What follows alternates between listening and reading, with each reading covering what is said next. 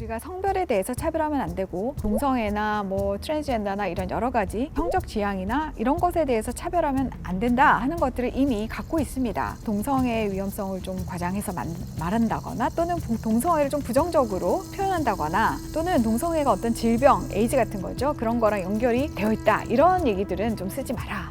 언제부턴가 우리 사회에 그런 내용들이 점점 없어지게 된 거예요. 너도 맞고 나도 맞고 다 맞다고 해주자. 우리가 이미 개별적으로 차별을 금지하기 위한 법들이 굉장히 많은데 여기에 왜 또 법이 필요하다라고 말하는가?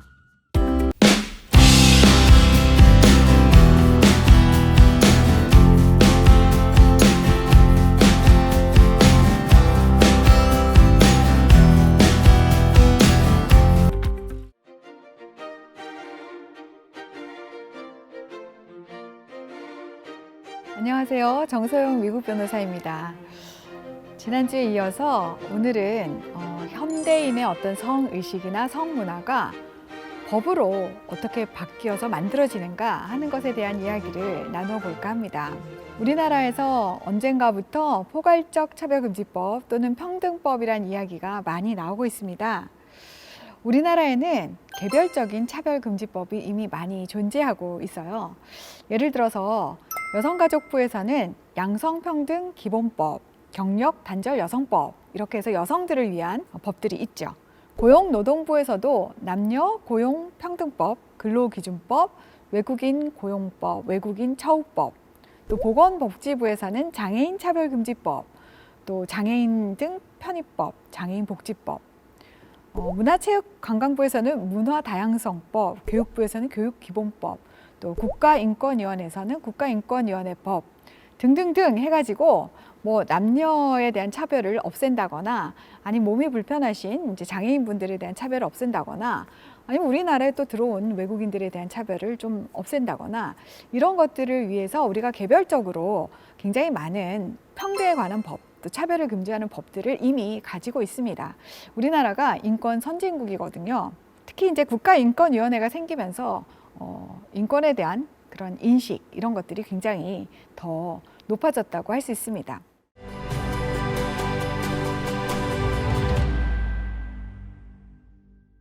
그러면 이 포괄적 차별금지법 또는 평등법 이런 것들이 언제부터 우리 사회에서 논의가 되기 시작했나 하는 것에 대해서 조금 살펴보려고 하는데요. 2007년 이후부터 본격적으로 우리나라 이 입법부에서 차별금지법 논의가 시작이 되었고 올해가 2023년이니까 그 이후로 지속적으로 이렇게 잊어버릴만 하면 또 나오고 잊어버릴만 하면 나오고 이제 이런 식으로 진행이 되어 왔습니다. 그렇지만 아직까지는 이렇게 법으로 딱 정해진 건 없죠.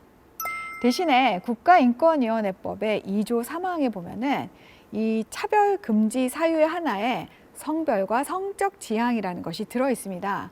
그래서 우리가 성별에 대해서 차별하면 안 되고 또 동성애나 뭐 트랜스젠더나 이런 여러 가지 이 성적 지향이나 이런 것에 대해서 차별하면 안 된다 하는 것들을 이미 갖고 있습니다. 그래서 2011년에는 이 국가인권위원회가 언론, 이 미디어 이런 쪽이랑 합의를 해가지고 언론협약이라는 것을 맺어가지고 언론 보도상에서 동성애의 위험성을 좀 과장해서 말한다거나 또는 동성애를 좀 부정적으로 표현한다거나 또는 동성애가 어떤 질병, 에이즈 같은 거죠. 그런 거랑 연결이 너무 되어 있다. 이런 얘기들은 좀 쓰지 마라 하는 것들을 이제 이야기를 해서 언제부턴가 우리 사회에 그런 내용들이 점점 없어지게 된 거예요. 코로나가 있었던 그 시기죠. 2020년 6월에는 이 포괄적 차별금지법을 발의를 했습니다. 이 4개 법안이 내용이 거의 비슷한데요. 약간의 차이가 차별을 했을 때 이걸 어떻게 해결할 것인가, 또 이 국가인권위원회는 여기서 어떤 역할을 할 것인가 이런 거 외에는 별로 좀 차이가 없다라고 이야기를 할 수 있습니다.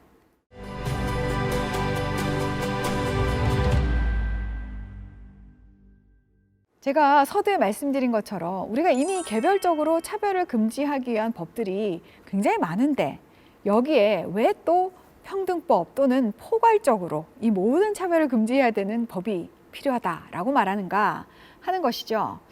그 이유가 저는 한 3가지라고 생각을 하는데 그 첫 번째는 지금까지 우리가 갖고 있는 이 개별적인 차별금지법이 다 양성, 남성, 여성이라는 이 생물학적인 양성을 근거로 해가지고 만들어진 그런 법이다라는 거예요. 그래서 이것이 더 이상 21세기 현대 사회에서 맞지 않고 이 남자와 여자가 아닌 다양한 스펙트럼의 젠더, 사회적인 성에 기반한 그런 사회 시스템으로 우리가 옮겨가야 한다라는 것이죠. 그래서 그것을 위해서 우리가 포괄적 차별금지법이 필요하다라고 주장을 하는 겁니다. 또 두 번째는 지금까지 우리가 남성하고 여성에만 신경을 썼더니 그 외에 소외된 젠더 그룹들이 되게 많다는 거예요. 그리고 그동안에는 이 젠더 그룹들에 대해서 우리가 도덕적인 잣대를 들이대어 왔거든요. 뭐 이것은 뭐 나쁘다, 좋다, 옳다, 그르다 이런 식으로 했었는데 이제 더 이상 이것을 도덕적인 잣대로 가치 평가할 것이 아니다 라는 것이죠. 그래서 그동안 했던 방식으로 국민들이 생각했다면 교육을 통해서 의식을 좀 바꿔 나가야 된다. 국민들이 재교육을 좀 당해야 된다는 것이죠. 그래서 지금 한참 하고 있는 것이 이제 미디어를 통해서 이런 성소수자 인권 옹호 활동 같은 것들이 굉장히 많이 일어나고 있고, 공교육에서도 아이들에게 일찍부터 다양한 성별이라든지 성적 지향을 거부감 없이 받아들일 수 있는 그런 교육들을 이제 시켜 나가고 있는 상황입니다. 그렇다면 이런 법이 하나 제정이 되면 이 법 뒤에는 그 법에 대한 숨은 철학들이 숨겨져 있죠. 그것은 이제 평등법의 세계관이다라고 이야기를 할 수 있는데요. 그 첫 번째가 제가 말씀드렸던 진화론적 세계관이에요. 진화한다. 사회는 끊임없이 변함으로, 끊임없이 진화함으로 그에 맞게끔 법 체계도 진화하고 변화해야 되고 그것이 곧 진보다라고 하는 것이죠. 그래서 이 평등법이나 포괄적 차별금지법을 발의하는 그 정당이 다 진보적인 정당이에요. 두 번째는 이제 포스트 모더니즘이 우리 사회에 이제 편만하게 사람들의 생각을 이제 붙잡고 있으니까 이렇게 끊임없이 진화하는 사회 속에서 어떤 하나의 특정한 행위 또는 특정한 문화만이 옳다, 이것이 절대적으로 도덕적이다라고 말하는 것은 안 된다는 것이죠. 모든 것이 상대적인 가치를 지니니까 너도 맞고 나도 맞고 다 맞다고 해주자, 이런 생각들이 이제 우리가 이런 여러 가지 사회 변화를 별로 거부감 없이 받아들일 수 있게 되는 그런 이 세계관의 변화였다라는 것입니다.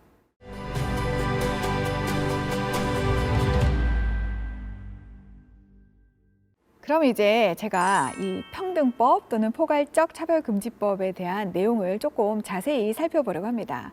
제일 중요한 것은 이 차별금지 대상의 범위가 어디까지냐, 우리가 누구를 차별하면 안 되느냐, 그리고 또 어떤 영역에서 차별을 하면 안 되는가, 어떤 행위를 하면 안 되는가 라는 것이 이제 명확하게 있어야 되는데요. 이 법안에서 이제 나온 것들을 보면 이렇습니다. 그 제3조의 금지 대상 차별의 범위, 이렇게 하면서 이 법에서 차별이란 다음 각 호의 어느 하나에 해당되면은 차별이다, 이제 이렇게 얘기하는 것이죠. 그러면서 말하고 있는 것이 합리적인 이유 없이 성별, 장애, 나이, 언어, 출신 국가 어쩌고 저쩌고 쭉 나오죠. 임신, 출산, 가족 및 가구의 형태, 종교, 또 정과, 성적 지향, 성별 정체성, 학력, 고용 형태 쭉쭉쭉 이렇게 나오면서 사회적 신분 등 이 모든 것들을 차별하면 안 되는 그 차별 금지 대상에 포함시키겠다는 거예요. 지금 여기 세보면 한 23가지 정도 된다고 하는데 이 뒤에 등이라는 글자가 붙었잖아요. 그러면 이것은 단지 이 23가지가 아니라 기타 등등 다 들어간다는 거예요. 그래서 이런 모든 것에 있어서 어떤 특정 개인이나 집단을 분리하거나 구별하거나 제한하거나 배제하거나 거부하거나 또 불리하게 대우하는 행위는 다 차별이니까 처벌을 받게 된다라는 얘기입니다. 그리고 이 영역은 어떤 영역이냐, 금지 대상은 이런 사람들은 차별하면 안 돼 라고 얘기를 했는데 그 영역은 어디냐, 고용, 재화용역 서비스, 교육기관 및 직업훈련기관, 그리고 행정서비스, 이런 쪽이에요. 여러분, 먹고 살기 위해서 우리는 일을 해야 되잖아요. 그 고용에 관한 부분은 엄청나게 큰 영역입니다.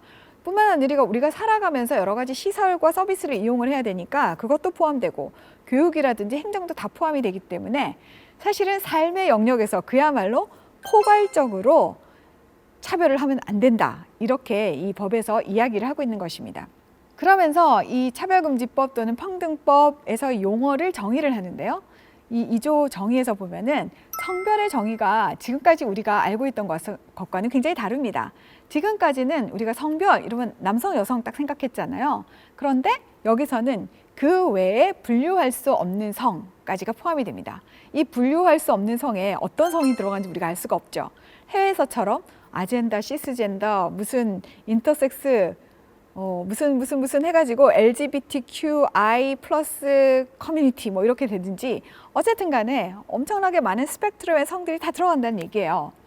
그리고 또 한 가지는 성적 지향이란 이런 이제 정의를 내렸는데 보통 남녀가 사랑하는 이성애 또는 뭐 동성애, 양성애 뭐 이런 것들 또 등이 들어갔죠. 다 포함하고 감정적, 호의적, 성적으로 깊이 끌릴 수 있고 친밀하고 성적인 관계를 맺거나 맺지 않을 수 있는 개인의 가능성을 말한대요. 여러분 이해가 가십니까? 저는 좀 이해가 안 가는데요. 어쨌든 이런 모호하게 이렇게 포함되어 있고요. 성별 정체성이라는 것도 자신의 성별에 관한 인식 또는 표현을 말한대요. 그리고 자신이 인지하는 성하고 다른 사람이 인지하는 성이 차이가 날 수 있다. 일치하거나 불일치하는 상황까지 다 포함을 한답니다.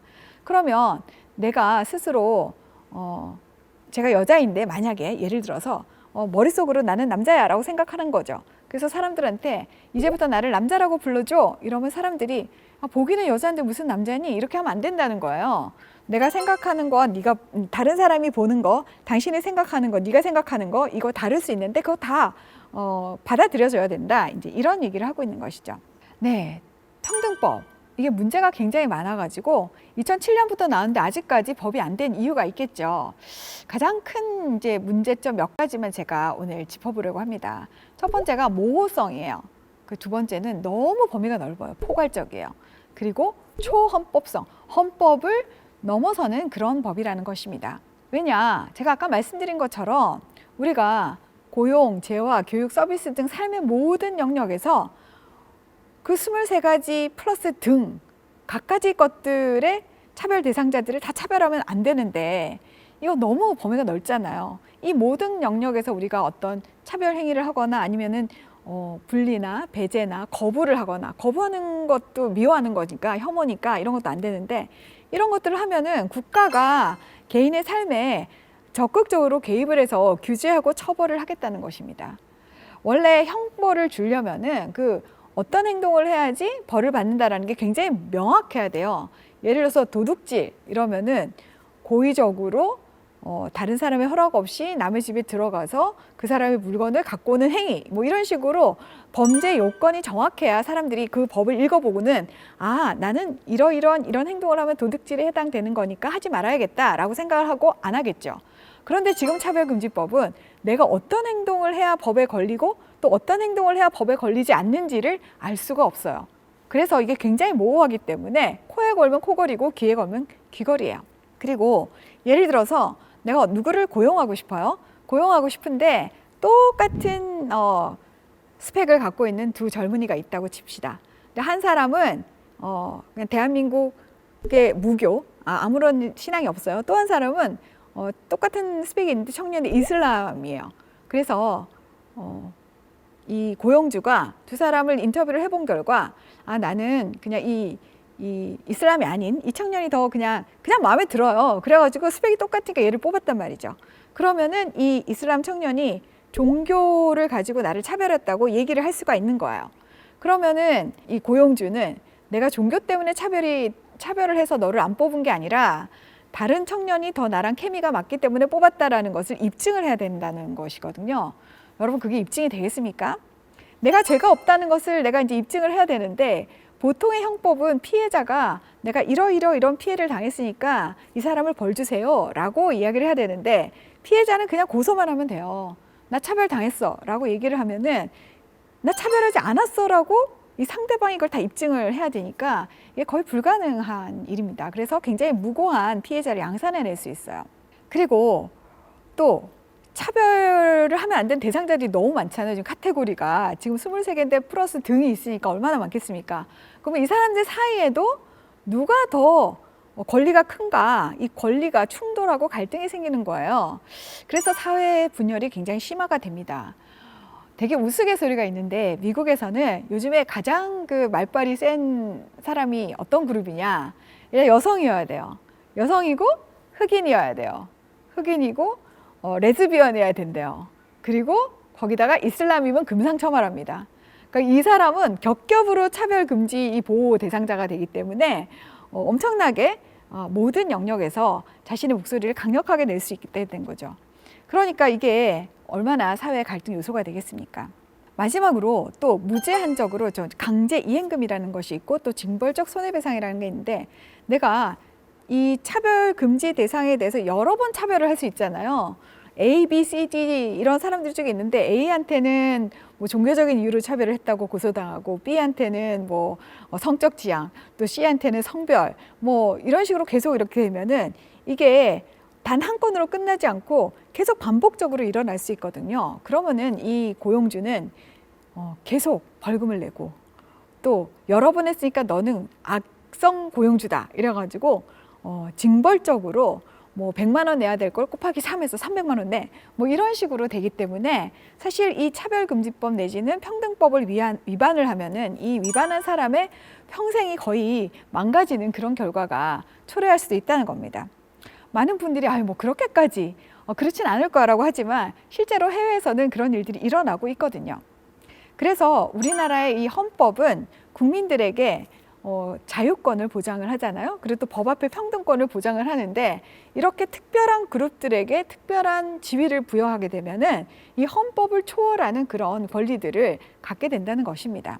그래서 이 평등법 또는 차별금지법의 문제는 단순히 어떤 뭐 특정 종교 집단이나 또는 특정 뭐 성소수자 그룹이나 이런 그 이해관계가 있다고 생각되는 사람들의 문제가 아니라 전 국민이 영향을 받기 때문에 전 국민이 관심을 가지셔야 돼요. 내가 원하는 것을 자유롭게 말하고 내 생각에 따라서 행동할 수 있는 그 자유가 이 평등이라는 이름, 그리고 법 앞의 평등이라기보다는 어떤 결과적으로 모든 것을 똑같이 만들어 버리겠다라는 이러한 법 때문에 우리의 삶이 굉장히 힘들어질 수 있다. 그래서 이 점에 있어서는 법을 만드시는 분이나 법을 검토하는 우리 국민들이나 정신을 똑바로 차리고 정말 악법은 생기지는 않아야 되겠죠. 그래서 많은 분들이 이 법의 이 성격, 모호성이라든지 포괄성이라든지 초헌법성에 대해서 잘 알고 계셨으면 좋겠습니다.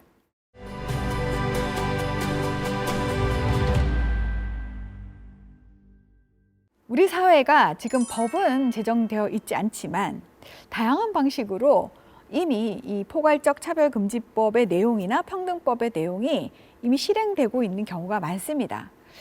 요즘에 우리 사법부가 굉장히 진보적인 판결을 많이 내고 있거든요. 그래서 이런 진보적인 사법부 또는 미디어나 공교육, 조례 등을 통해서 평등법이 우리 생활 속에 성큼 들어와 있는 사례들을 몇 가지 여러분들에게 말씀드리고자 합니다. 첫 번째는 군형법 92조 6이 무력화되었다는 것입니다. 군형법 92조 6은 어떤 내용이냐면 군인 등에 대해 학문 성교나 그 밖에 추행을 한 사람은 2년 이하의 징역에 처한다라는 법이 있습니다. 일반 사회법이 아니라 군법이죠. 군형법. 그런데 2022년 4월에 우리나라 대법원이 어떤 판결을 내렸냐? 이분들 아마 직업군인이었던 걸로 제가 기억을 하는데 군인들이 사적인 공간에서 동성애적 성행위를 한 것을 발각이 돼가지고 그것이 이제 군법에 회부가 된 건데 그러면은 원래대로 하려면 군형법 92조 6에 따라 처벌을 받아야 되거든요. 그런데 우리나라 대법원이 사적인 공간에서 군인들끼리 자기들이 좋아서 합의하에 했으면 그것은 군인들의 성적 자기결정권으로 인정을 해줘야 된다라고 이야기를 했어요. 그리고 지금까지 우리나라의 모든 이 법원의 판례나 헌법재판소의 판례가 그 동성 간의 성행위인 뭐 학문성교나 이런 것들이 일반인들에게 혐오감을 주는 행위다라고 이야기를 했었는데 그것은 더 이상 수용할 수 없다. 동성애는 자연스러운 성적 지향의 하나이고 성소수자의 권리가 보호되어야 되기 때문에 더 이상 그것을 나쁘다라고 할 수는 없다라고 이제 우리나라 대법원이 판결문에 쓴 거죠. 그랬더니 이제 그 판결을 받아든 2023년 국방부는 앞으로는 그러면 이 사적인 공간에서 합의된 동성 간 성행위에 대해서는 군 형법으로 다스리지 않겠다라는 입장을 낸 바가 있습니다. 자, 이 소식을 들은 아들 가진 부모님들이 어떻겠습니까? 앞으로 군대에 가야 될 아들을 가진 부모님의 입장에서는 아니 상명하복 이 군 문화 속에서 합의라는 것이 가능한가? 위에서 찍어 누르면 그냥 응대를 그냥 해줘야 되는데 그럼 어떻게 할 것이냐? 그리고 군대 내에서 사적인 공간은 도대체 어디냐? 화장실이냐? 아니면 뭐냐? 뭐 내무반이냐? 뭐 이 갖가지 이제 막 생각들이 막 떠오르는 거예요. 그래서 과연 이렇게 군용법이 무력화되면 일반 사병들이 잘 보호가 될 수 있을까 하는 그런 걱정들이 지금 굉장히 많이 생기고 있는 것이죠. 또 최근에 난 굉장히 쇼킹한 판결 중에 하나가 2023년 2월에 서울고법에서 낸 판결이에요. 이 판결은 어떤 판결이냐면 동성애자가 이제 파트너로 둘이서 이제 생활을 하고 계신데 이 분 중에 한 분이 직장 생활을 하신 거죠. 그러면서 이제 국민건강보험공단의 4대 보험에 들었을 거 아닙니까? 그러면 이제 보통 부부라면은 남편이 직장을 가지면 부인은 피부양자로 그 건강보험 혜택을 같이 받게 되어 있어요. 근데 우리나라에서는 꼭 결혼한 부부가 아니어도 사실혼 관계가 있었으면 건강보험공단에서 피부양자로 인정을 해주었다고 합니다. 그래서 이 동성 파트너가 아니 사실혼 관계에서는 인정해주면서 우리가 동성혼 관계로 이렇게 서로 사랑하고 살고 있는데 나도 배우자로 인정해주고 피부양자로 인정을 해줘야지 왜 나는 건강보험공단에서 보험료를 내라고 하느냐 그러면서 보험료 부과 처분을 취소하라는 소송을 냈거든요.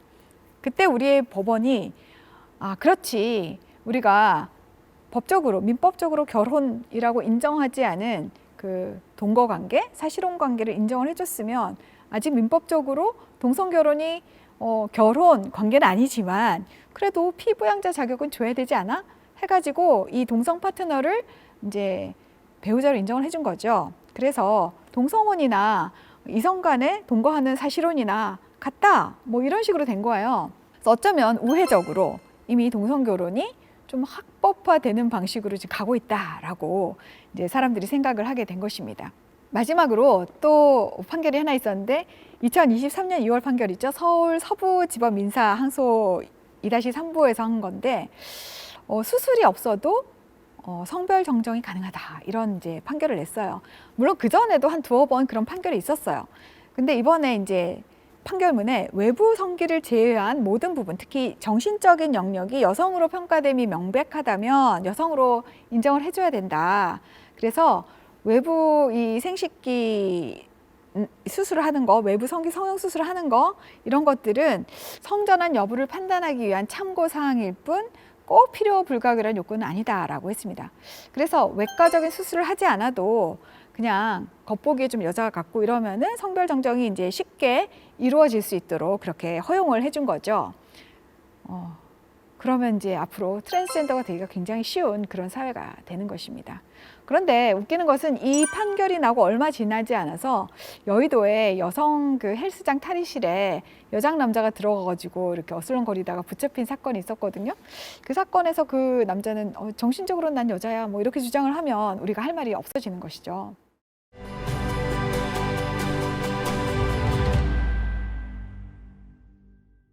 아직 포괄적 차별금지법 법으로 제정도 되지 않고 평등법이 제정되지 않았어도 이미 사법부의 어떤 판결을 통해서 우리나라가 상당히 많이 문이 오픈됐는데 그 외에도 우회로들이 굉장히 많습니다. 법을 제정을 하려면은 국회에서 이렇게 통과를 돼야 되니까 굉장히 어렵죠. 반대하는 사람도 많고 그러다 보니까 이 시도 의회 차원에서 쉽게 제정할 수 있는 조례를 통해서 차별금지법 비스무리한 것들을 이렇게 막 만들고 있어요. 그래서 그런 것들도 있고 또 한 가지는 이제 공교육을 통해서 아이들에게 학생인권 조례나 뭐 이런 것들을 통해서 성별 및 성적 자기 결정권을 막 교육을 시키는 겁니다. 그래서 향후 우리의 자라나는 세대들은 이렇게 트랜스젠더라든지 동성애라든지 이런 것들에 대해서 아무 거부감이 없이 이제 받아들일 수 있도록 세계관 훈련을 막 시키는 것이죠. 그리고 미디어를 통해서도 이 대중들에게 교육을 많이 시켜요. 여러분들이 뭐 TV 보시면 예능 프로에 메리큐어라든지 뭐 고딩 엄빠 이런 식으로 동성애자들이 나와서 이렇게 생활하는 것을 관찰 예능으로 보여준다거나 학생들이 공부하고 열심히 이제 미래를 위해서 시간을 써야 하는데 이제 고등학생인데 엄마 아빠가 된 이런 친구들을 이렇게 막 보여준다거나 하여튼 그런 식으로 또는 드라마나 게임이나 영화 등을 통해서 세상이 꼭 뭐 이런 도덕적인 잣대가 하나만 있는 게 아니야. 이럴 수도 있고 저럴 수도 있어 하는 이제 상대적인 세계관, 포스트 모더니즘이 굉장히 확산되고 있는 그런 상황인 것이죠. 자, 여러분 이렇게 우회로를 통해서 이미 평등법 또는 포괄적 차별금지법이 제정된 것과 마찬가지인 이런 상황 가운데 우리나라가 있는데 여러분 어떻습니까? 이런 식으로 가는 것 괜찮습니까? 대한민국의 미래 어떻게 바뀔까요? 이 문제에 대해서는 다음 시간에 제가 다른 나라들의 사례들을 좀 살펴봄으로써 우리의 미래가 어떻게 될 건지를 조금 가늠해보는 그런 시간, 그리고 나아갈 방향을 생각해보는 그런 시간을 가져보도록 하겠습니다. 네, 끝까지 시청해 주셔서 감사합니다.